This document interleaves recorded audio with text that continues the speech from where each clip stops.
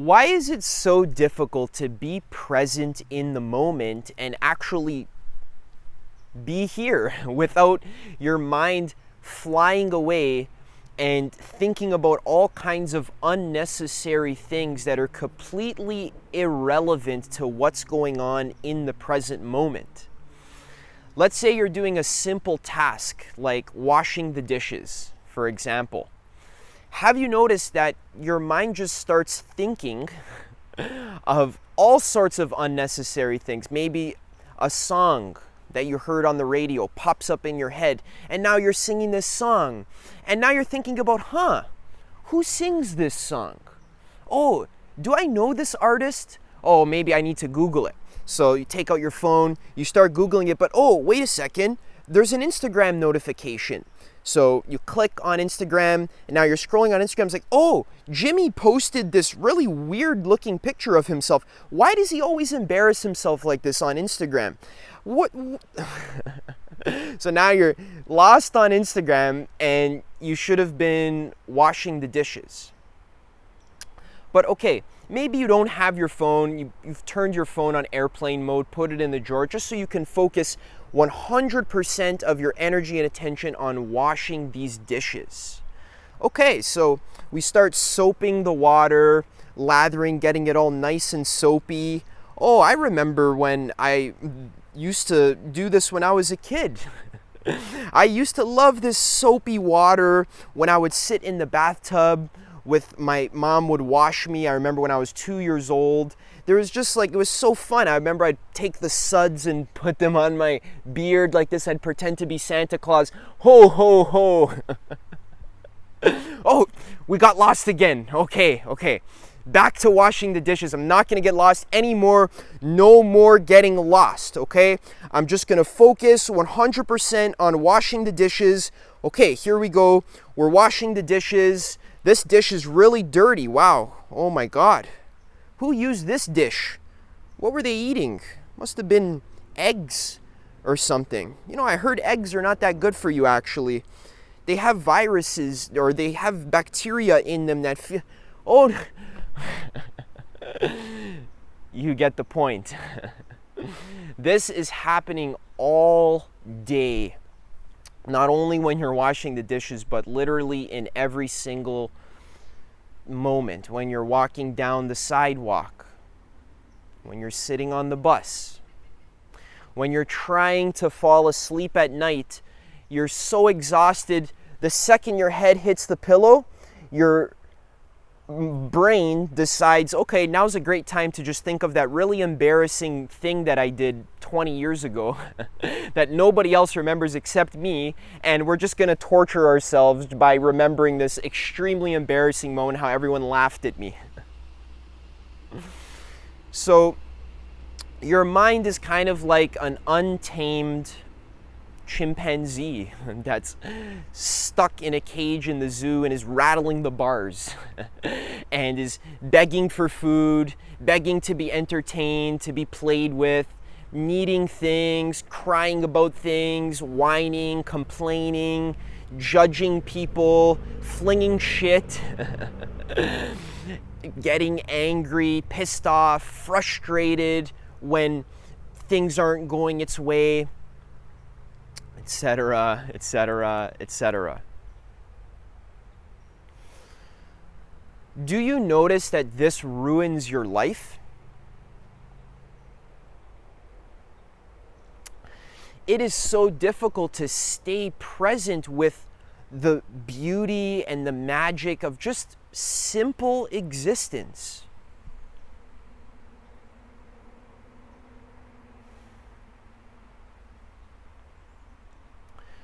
Just the simplicity of being alive. Maybe you're having a conversation with a loved one, your mom. You're listening to her tell you about her day. You can't stay present because now you're worried, oh, did I leave the stove on? Oh, wait, Mom, 1 second. I gotta go check the stove. Or, you know what? My mom's wearing a really weird shirt today. Why does she always wear that? Oh, I don't know. Maybe I should tell something. And then You're not able to be present with your loved ones. You're not able to be present with nature. When you go walk in the beautiful forest, instead of listening to the birds chirp, you're putting in your earbuds, listening to music. Or you get so lost in the conversation that you're having with your friend that you forget to pay attention to the beaver that's building a dam in the river, or the great blue heron that's flying by. You forget to listen to the sound of the river trickling in the background.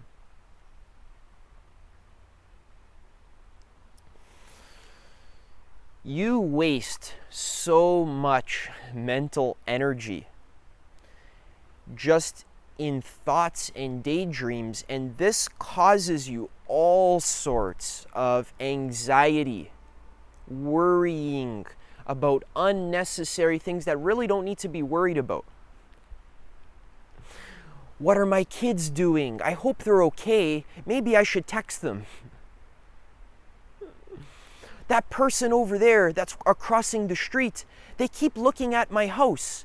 Maybe they're trying to rob my house. Maybe I should get a security camera. Anxiety about unnecessary things. Also, fights as well. Getting angry, getting pissed off because instead of being present with the situation at hand, you're desiring another situation. You're wanting to hurry up to resolve whatever is happening in the moment. Hurry up and fix the problem. Maybe you have a problem with your computer and you don't know how to fix it. There's a virus or something. So you call your brother to come help you with it. But the way your brother's doing it is taking so long. Maybe he's being a little bit impatient as well. Maybe he's going into your private files that you don't want him to look at. So you're in a rush. You have somewhere else to go. There's something else that needs to be done. You have a date with your friend. So you're like, brother, hurry up. What are you doing? Why do you always do it like this? Which, get out of my private files. What's wrong with you? I'll do it myself. You suck. Get out of here. The root cause of all fights that you have with your loved ones, even with strangers, when you're driving to work, you're honking the car. Hurry up! I got somewhere to be. All fights are always coming from this idea where you got somewhere to be, you got another moment that you're desiring, something else that's not present. You're in a rush to get there. You're doing your very best to escape what's actually here.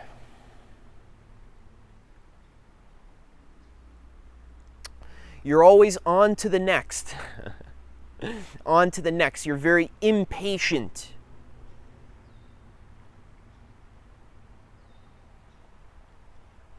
My girlfriend actually teaches me the lesson of patience every single day. I used to be a very, very impatient person. And I'll just tell you this story just so that you have a little idea. So my girlfriend, she likes to take her sweet time, which there's absolutely nothing wrong with that, but I thought there was something wrong with that. I was always in a rush. Whenever we go to the park and we park the car, my girlfriend always needs a couple minutes just to get her things, take a deep breath, prepare her bag, make sure she looks good, make sure her clothes are put on properly, she has all her things, her water's filled up before she gets out of the car. So every time we go anywhere, she always takes 2 or 3 minutes, this little ritual she does before she gets out of the car. And for the longest time, for years, this would piss me off so much. So much. Oh my God, every single time. Because the second I park the car, I'm already out. I'm ready to go. But not her. She's different than me. So I would always fight with her. I would say, why do you have to take so long? Hurry up, hurry up, hurry up. We gotta go, let's go, hurry up. Look, we're in nature, let's go, hurry up, let's go explore. Let's get to the next moment, the next moment, the next moment. And this would actually cause her to take even longer because now she's stressed out and she can't focus. So we would get into fights. I would be pissed off the whole time that we're walking in nature, and it would just ruin my whole day. Eventually, she told me, she said, hey, you're really impatient. And I learned through my meditation practice and being present, I learned to just be present, not always need to get to the next moment.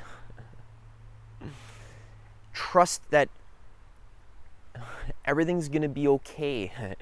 Everything's going to unfold in divine timing. You're not going to miss the train. Even if you do, maybe that's a good thing. Maybe there's some unexpected event that was meant to happen, right?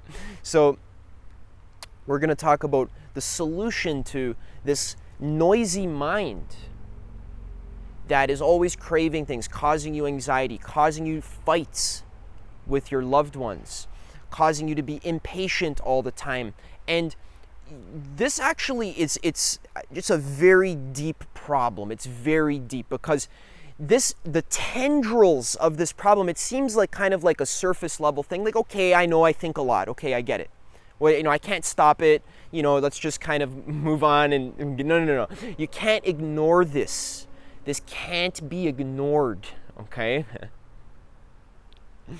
Because the tendrils of this tendency to think all the time and not be present, it reaches deep into your life and it has tons of practical effects on, for example, the kind of career that you choose for yourself. You have all of these worrying thoughts. You're always worried about money. Money's going to run out. I'm not going to have enough money. I need my job to be secure and safe. So you're overly cautious, overly conservative with your career choice. You end up picking a job that, frankly, you have no passion for. You're not excited to do it. It doesn't make you happy to do and doesn't make you feel alive. So you end up getting stuck in a job that is less than ideal, and then you spend 20 years, 30 years doing something that you chose based on worrying thoughts that were unnecessary. They were overly conservative. Now, of course, it's important to think about money sometimes, but you know exactly what I'm saying. This overly worried, overly conservative, not having enough faith that if I just kind of be in the moment and follow my intuition, follow my excitement, my passion, trusting that things will unfold spontaneously in a fortunate way that will help me. Now, I know you might say, well, Adam, that's not a good life plan, but you'd be surprised. I'm not saying you have to be like, an impractical hippie, and just skip around and say, the universe has got my back all the time, right? But that's not a bad affirmation, actually. You should try that out. But obviously, you can make practical plans, but I'm talking about this overly conservative, right? That's spawned out of these worrying thoughts. Ruins your life. You pick a career 30 years down the drain. You wasted your whole life doing something you hated.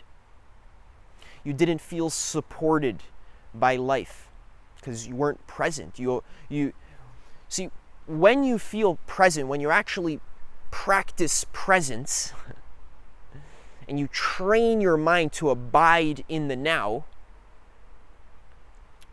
you feel very secure and very taken care of and very resourceful. You feel like things are going to be okay. You feel peaceful and safe. From this ground of presence, now you're actually free to pursue a career that you're passionate about, because you trust that in each moment you're going to be there and you're going to be connected to the source of intelligence, the source of wakefulness and presence and resourcefulness. It's right here. It's you. That's you. You're the source of presence and intelligence and resourcefulness. You're right here all the time. You're always here. But when you're lost in your mind, when you're relating to reality in an overly conceptual way, your life starts to become a video game and you're always scared of dying and you're overly cautious, you don't feel secure and safe. You don't feel like things will be okay. You don't have this deep trust of yourself. You're not able to be genuine with others. So this is another way that not being present ruins your life.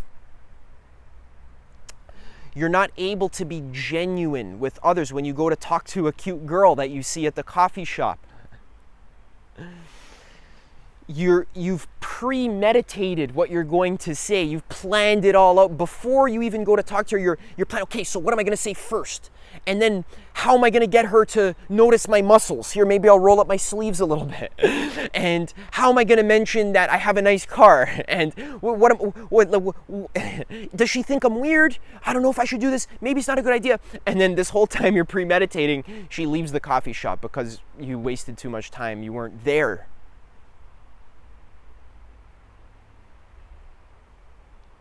You weren't able to be genuine and just say hello, hi.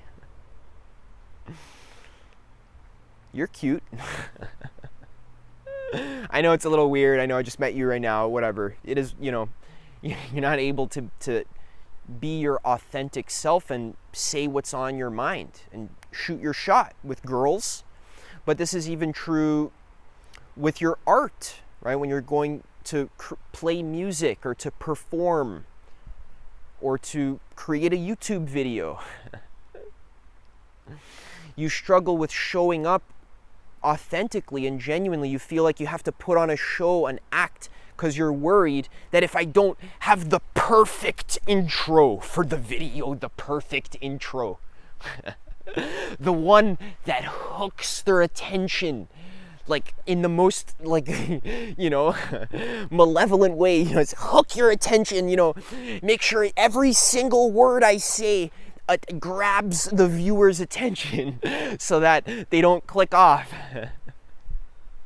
This is spawning out of this worry, this premeditation, meaning like you're pre-planning everything. You're relating to life in an overly conceptual way where maybe you watched 10 YouTube videos about how to make a good YouTube video, and now you're trying to shove all of the tips that you learned from your mind into the present moment, but it's not relevant.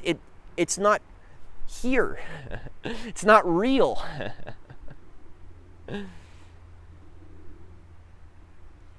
This is one of the problems with over-planning, pre-planning, taking too much information from your mind and trying to apply it to what's actually here, not realizing that the present moment is fresh, it's real, it's here.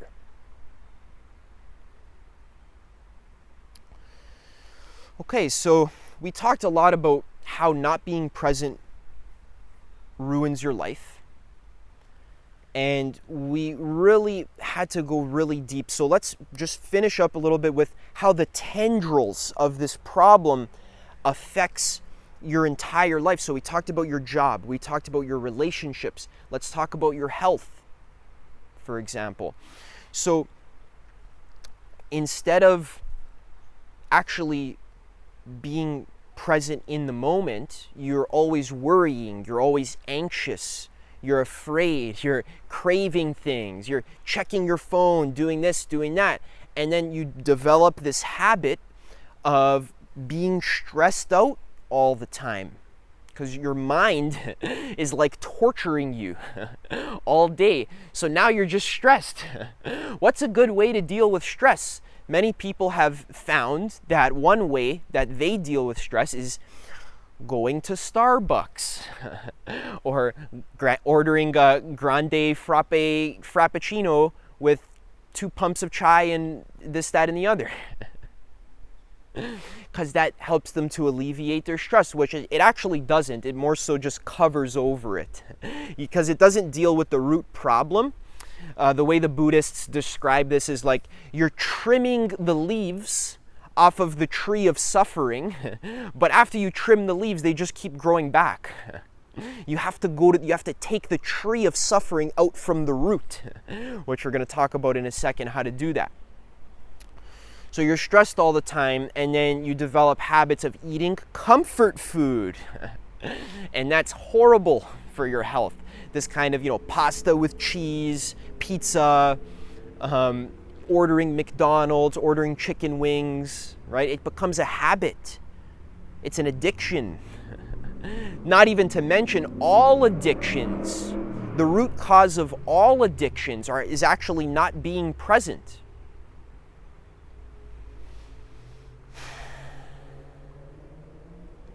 The need to avoid the bareness of what's currently here. There's nothing to entertain you here in this present moment.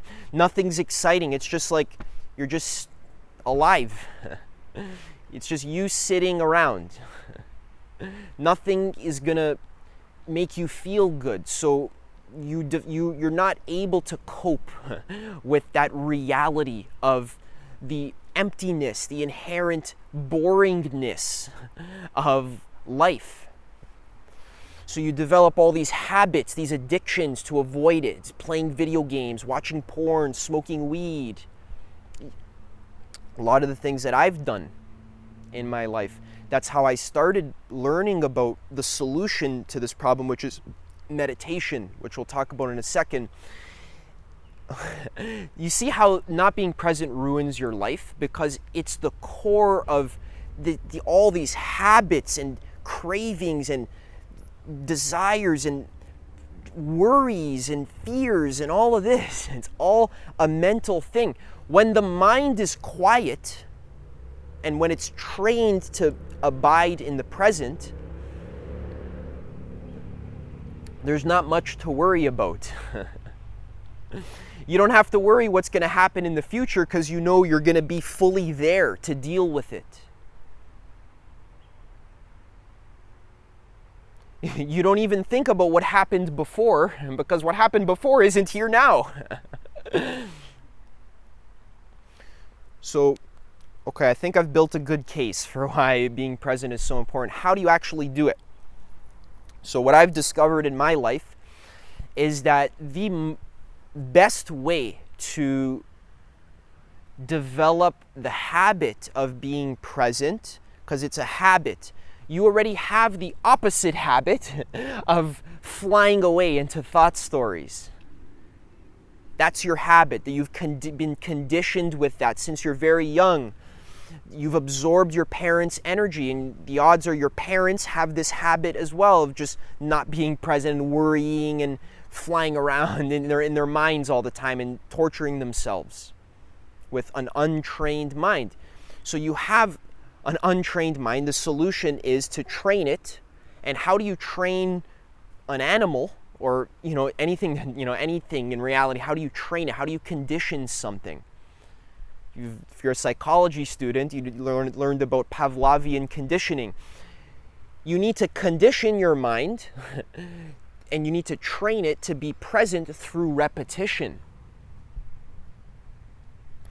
So what I found is that a daily meditation practice is essential.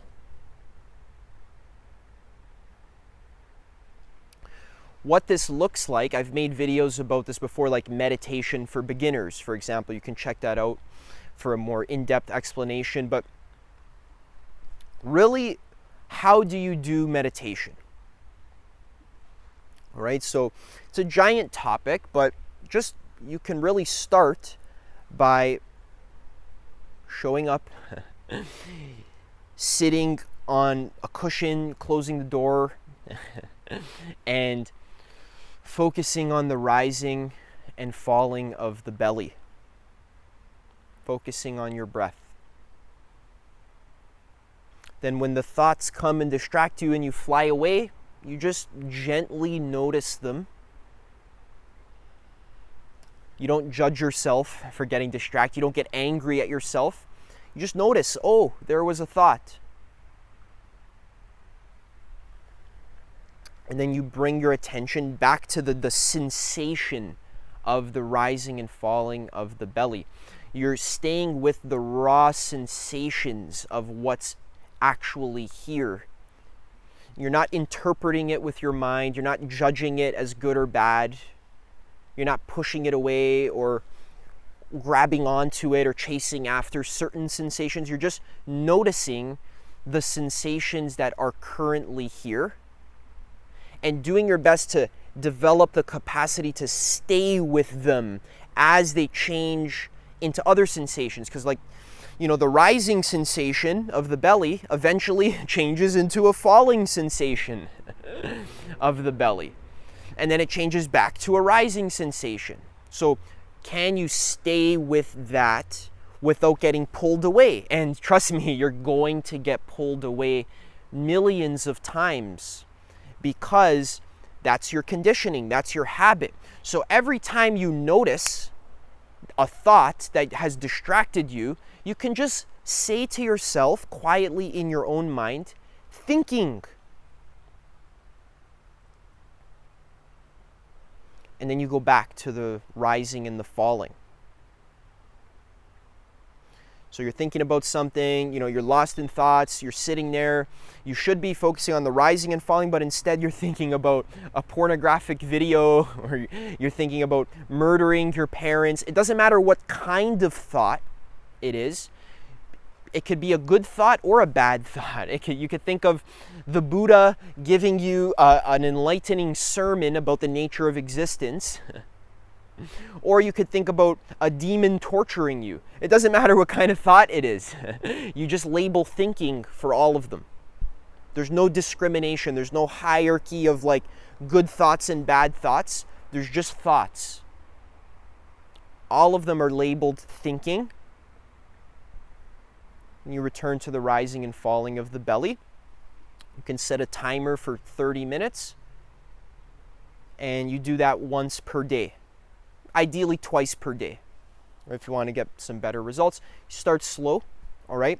And the key here is to stay consistent with this practice, okay? Because in the beginning, it's going to be very difficult. Your mind is going to convince you that it's not working, okay? When the mind starts convincing you that it's not working, or that you don't want to meditate, or that you'll, try again tomorrow, or whatever it is, thinking. And then coming back to the rising and falling of the belly. Okay. Don't underestimate the power of this practice. I know it's very simple. Like, Adam, what's focusing on my breath really going to do? Trust me, it's going to do a lot. All right. And you'll hear more about it from me in my upcoming videos. So if you enjoyed this video, if it was helpful for you, subscribe for more videos, because I'm trying to help you to stay consistent with this meditation practice. I make videos about this every single day, and I am trying to help you to stay on the path of meditation, because what I've found in my personal life is that it is extremely, extremely rewarding. It's actually the best thing ever, because when you learn to stay present, it opens a door where you can now fully experience the beauty of all of existence. Look how, oh my goodness. Wow. Existence. It's amazing. I can be fully with it. I spend whoops, my microphone's caught. I spend like at least 2 hours a day just staring at bugs crawl on the blades of grass. And I love it. It's like deeply fulfilling. I'm able to be confident when I make videos or when I talk to people in public. I'm able to be healthy and to eat food that makes my body feel alive. I'm able to fully enjoy my food while I eat it instead of being distracted by other thoughts while I'm eating or on my phone. I'm able to quit bad habits like chronic video games or chronic pornography or chronic weed smoking. I can just be sober. And I can experience the full fruits of what it means to be a human being. The full potential of what it means to be human being is infinite. You have infinite potential to actualize your gifts and your talents and your strengths and your love, to actualize that, to make it as something that's beneficial for others, to show up as the best version of yourself in all present moments. You can become spiritually enlightened, where you literally understand what reality is. What's it doing here? Why reality? You ever thought of that? Why is there a reality? Who am I? Where did I come from? What is consciousness? What is a mind? What are thoughts? Where do they come from? How do they work? What is science? What is religion? What is reality? What's going on here? It's possible for you to know this stuff, and it's amazing. It's profound. It's, for me, the only reason why I'm alive is to explore the beauty and the profundity and the magic of existence. With the caveat, you need to understand this is not possible if you're just like stuck in your mind all day doing the same stuff that you do every single day, running away in addictions, running away in worries and fears and all this stuff. It's not possible unless you do the work that is required to retrain your mind to be here.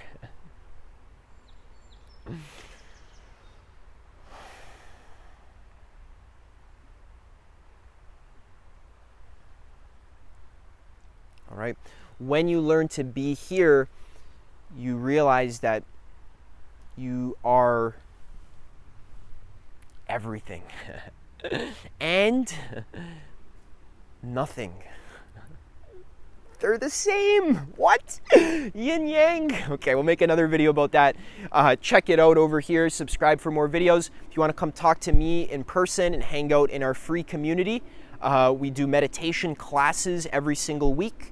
We have discussions like this. Then you can click the link in the description, put in your email, and then you'll get a link, a Zoom link, for how to join our calls every week. They're amazing. Otherwise, subscribe for more videos, and I'll see you in the next one.